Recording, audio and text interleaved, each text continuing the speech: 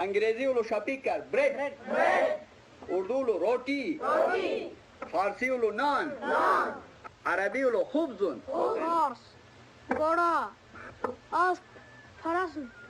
They don't need pills to cure their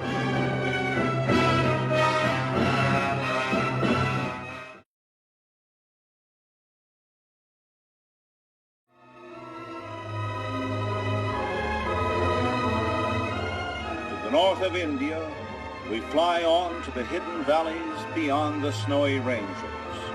Valleys next door to nowhere.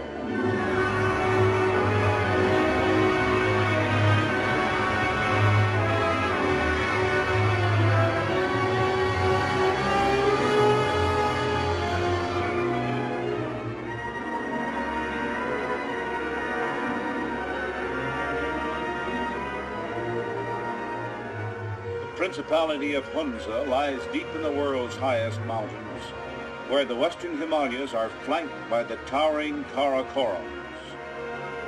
We can fly, if lucky, as far as the mountain outpost of Gilgit, then on by trail.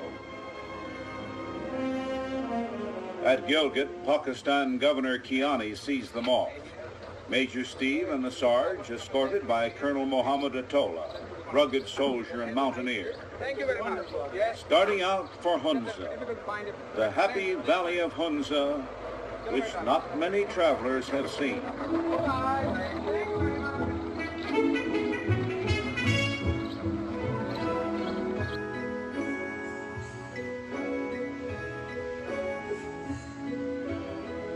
The golden wheat has ripened early this year in Gilgit, the harvest in full swing.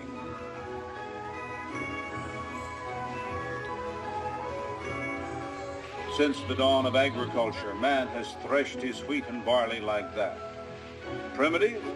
Oh yes, but still effective.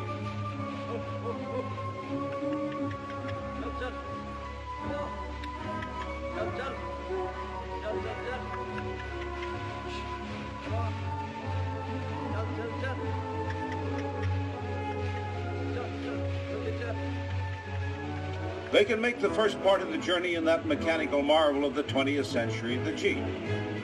The Major, inspired by the mountain solitudes. The Sarge, hoping the trip won't be too tough.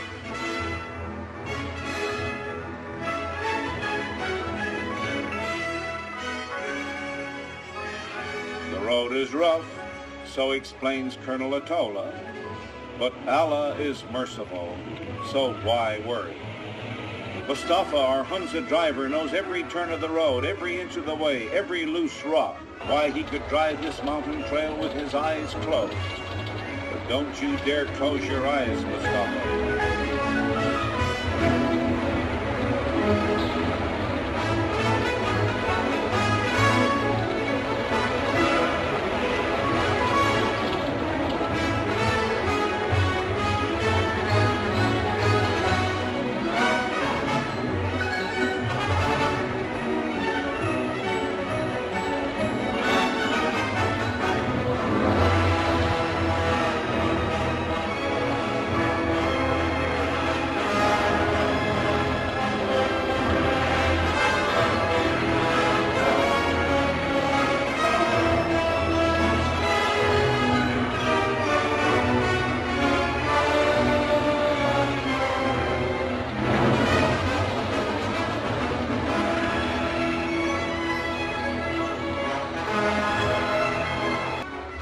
That hanging bridge there across the swiftly running Hunza River, it's made of twigs and vines tightly braided into thick strands, each end of the bridge suspended ingeniously between stone towers.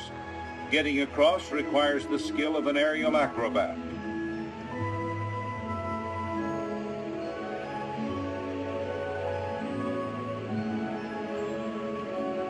This is an ancient caravan route along which the mountain peoples have carried on primitive trade for centuries, traversing the Karakorams and western Himalayas into Central Asia, cities like Yarkand, Khotan, Bukhara, Samarkand.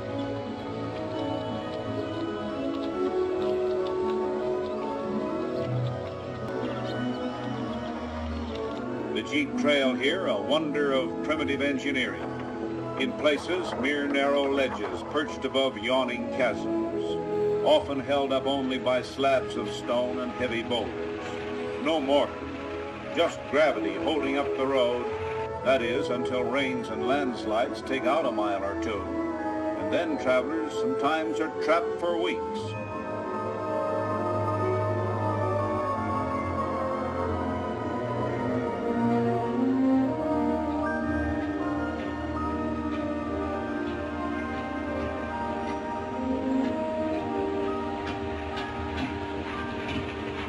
The road, hardly more than a trail, finally gets to be almost too much for the Jeep.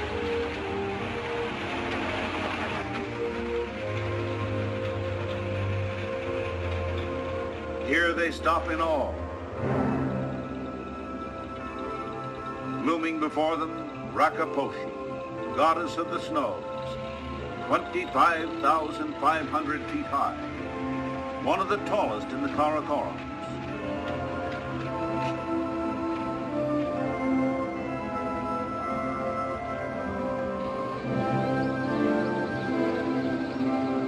The village of Sikandarabad and the end of the Jeep Trail.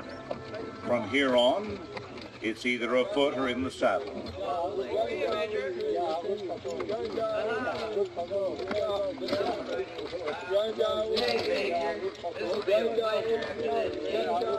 The Hunza-cut version of the slingshot, a pebble taking the place of an arrow, accurate and deadly.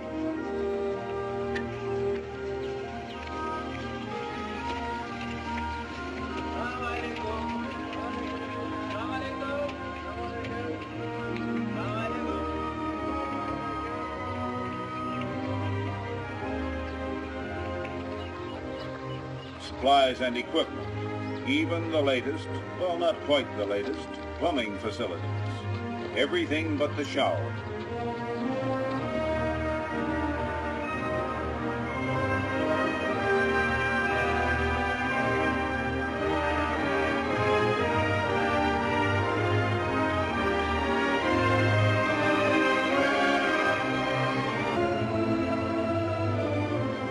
Small Central Asian horses are bred especially for trail work and endurance. Sure-footed, they know their way around the dizzy canyon walls. That is, usually they do.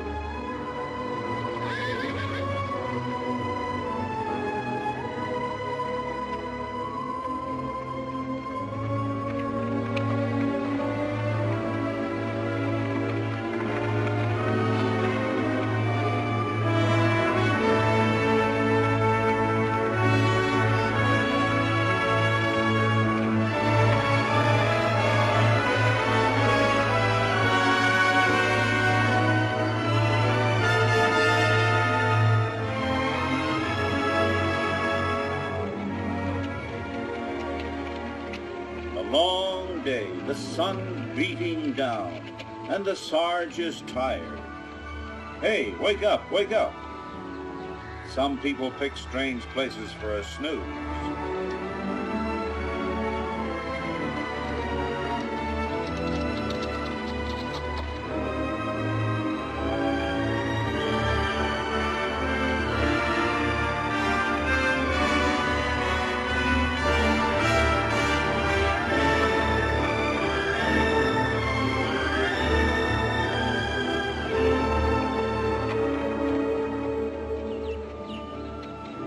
Signs of habitation, an aqueduct overhead, precious water channeled into the few villages along the trail.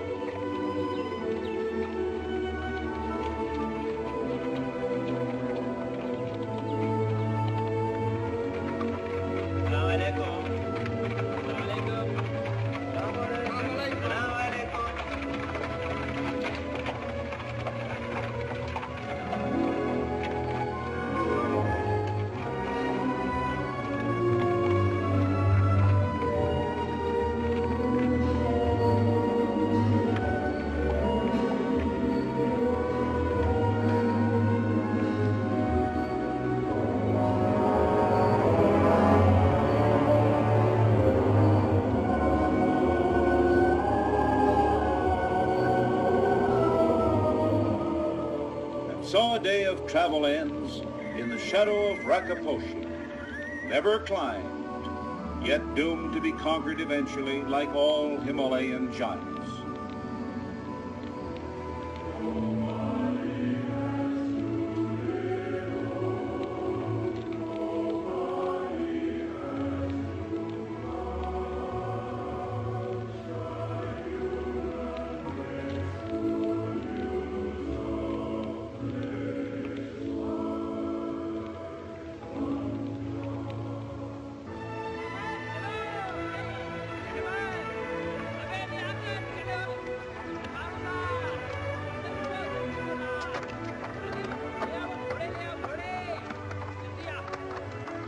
So the long days of travel continue in order to reach Baltic, capital of Hunza.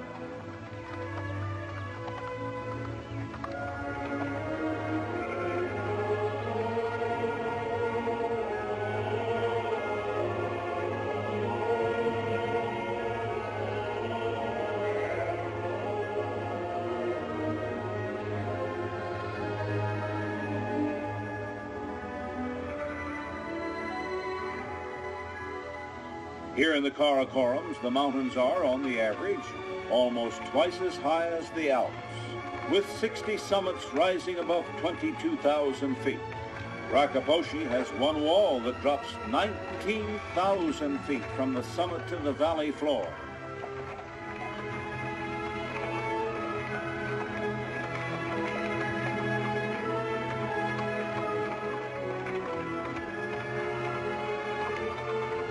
On shelf-like terraces, the green fields of Hunza. There at the far end of the valley, Baltic, the Hunza capital, still another day away. Hunza, a legended, exciting land in a remote part of a great new nation of Asia, in Pakistan. Ah, this could be it, a land of escape, far from the hustle and bustle of the modern world, if you're in search for paradise.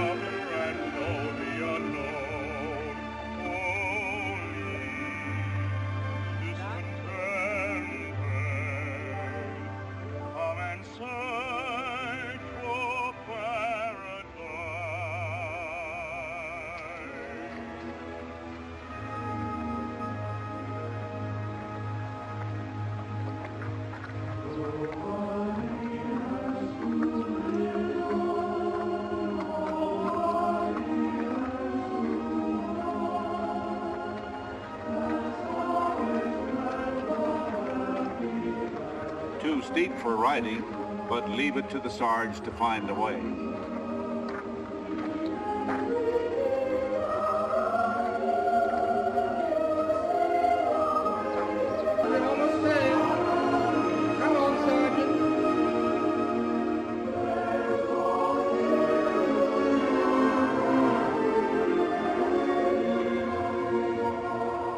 Word has come, travelers on their way to Baltic. So here to welcome them, Prince Muhammad Ayush Khan, brother of the Mir, the ruler of this mountain kingdom. Those are the Mir's children. Crown Prince Chazanfar, offering the customary silver platter laden with fruit. In physical type, they are like Southern Europeans. The people of Hunza claim to be descendants of Greek soldiers, of Alexander the Great. Assalamu alaikum. Welcome to Hunza. Welcome to Hunza. What a beautiful trip we had. Thank you. His Highness is expecting. Yes.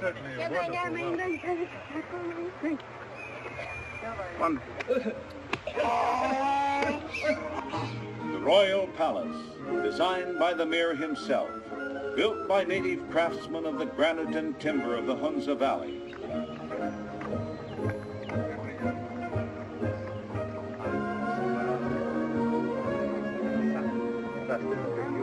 According to tradition, the Mir greets his visitors at the threshold of his home.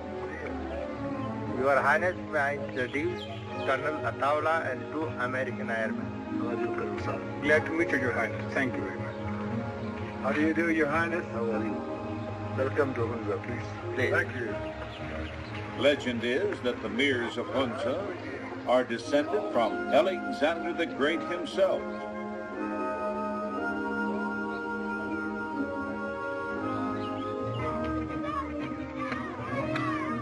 Hunza's national game, polo, which they say originated in these regions. Every village has its polo grounds, and often it's the town square. Here in the backyard behind the Mir's stable, the children start early to learn the intricacies of polo.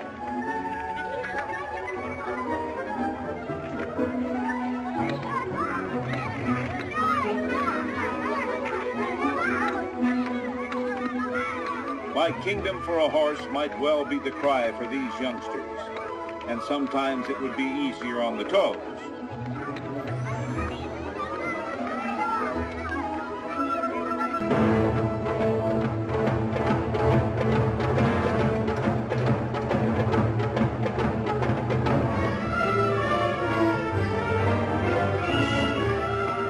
Now for a game between 2 rival teams, choosing up sides with the traditional ritual. Where's the referee? There is none. What are the rules of the game? There are none to speak of. Anything goes short of mayhem. The inter-rivalry between the local villages is fierce and often runs to a fever pitch. In this land of legend, even horses have a legend. Marco Polo, who didn't play the game, tells of horses descended from Bucephalus, war charger of Alexander the Great.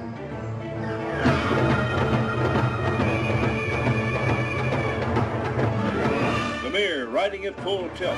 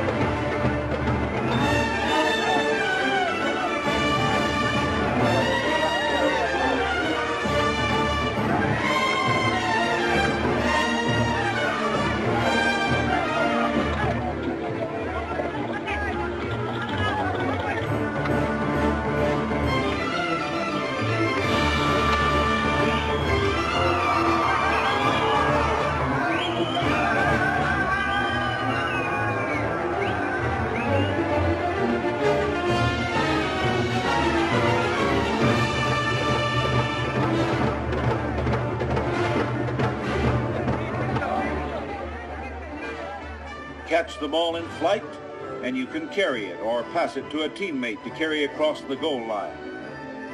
polo as they play it in regions where it was born. What do you know? The Sarge has joined the band.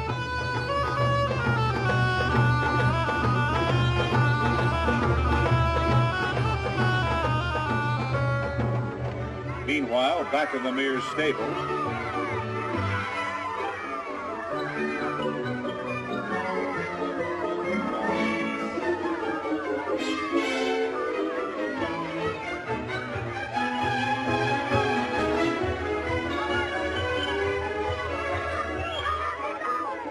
a schoolroom in the sky, and the boy who's always late.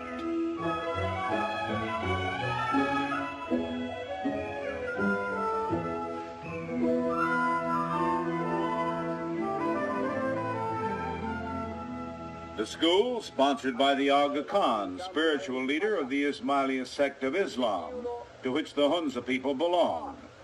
4 languages taught: English, Urdu, common in parts of India, Persian, and Arabic. Burushaski, their own Hunza language, is a mystery tongue and has no writing. 4 versions of 5 words: horse, dog, water, sky, bread.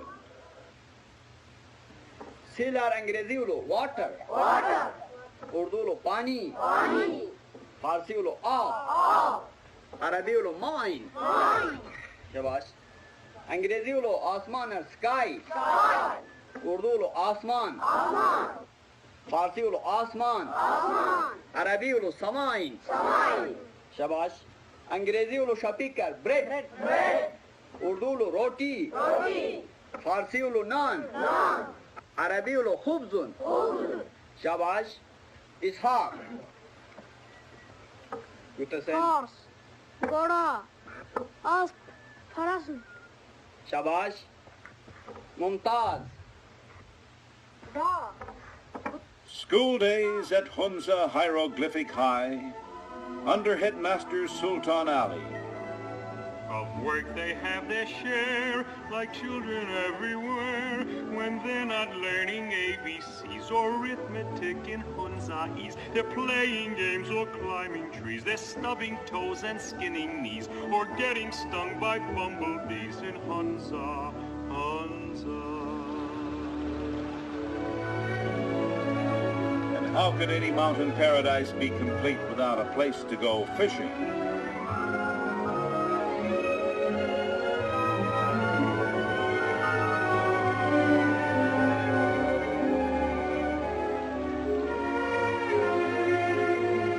Hey, Sarge. Look here. I caught one.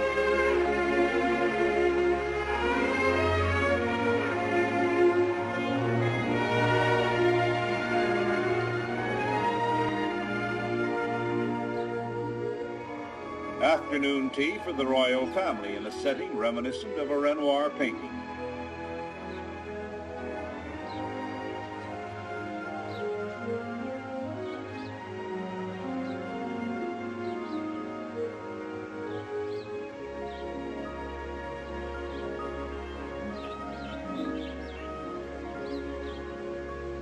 The Mir's wife, the Rani, only recently emerged from Purda, the veiled seclusion of the Orient, never before photographed. The Mir, educated at English-type schools in Gilgit and Rawalpindi. Some years ago, at the invitation of the Aga Khan, the Mir traveled to Europe. His dream now, America.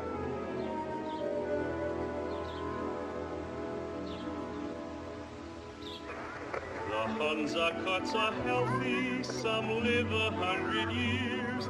They don't need pills to cure their ills in Hunza, Hunza. The food they eat is simple, they snub the cup that cheers. No alcohol is used at all in Hunza. The health of the people proverbial. Many diseases common elsewhere, unknown here. Marco Polo said that he was cured of sickness by the salubrious air of these mountains.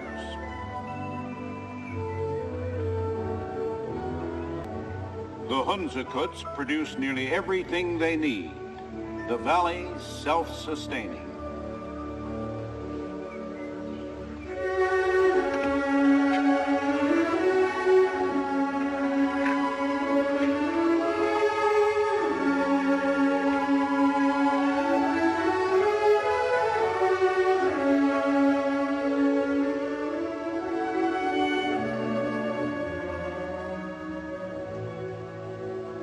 The ancestral castle of the Mirs of Hunza in the village of Otto, where they resided before they moved to Baltistan.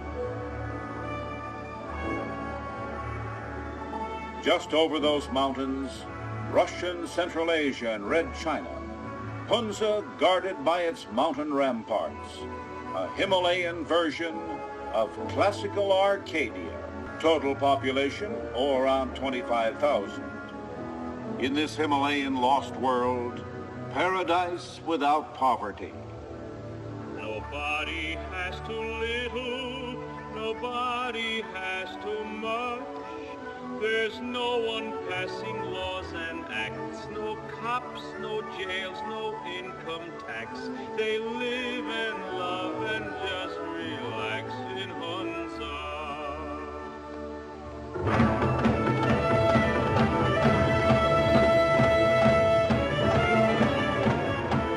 To honor his guests, the Mir holds a ceremonial durbar.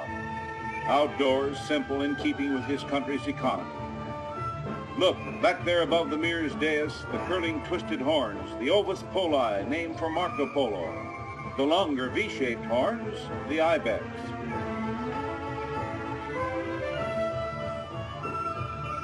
Here the Mir meets every morning with the town elders and head men of nearby villages.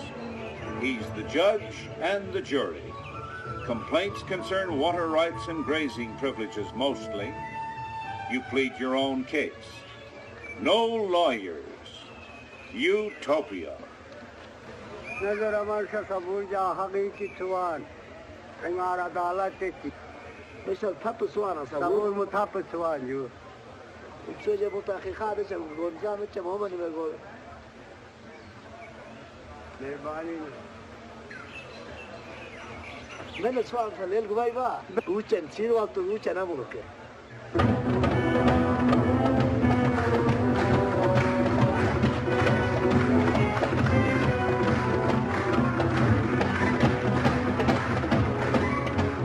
These Hunzakut Nijinsky, some of them, are the chief men of the villages.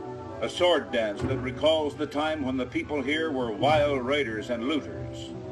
Like a page out of half-forgotten Hunza history.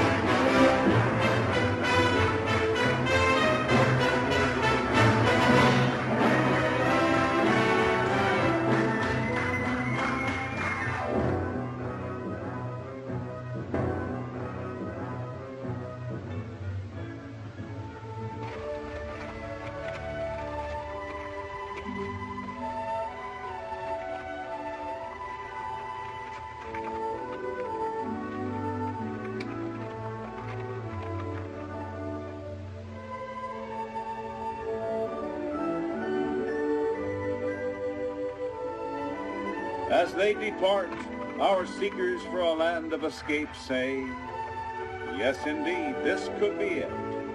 Someday, Someday we may return and spend the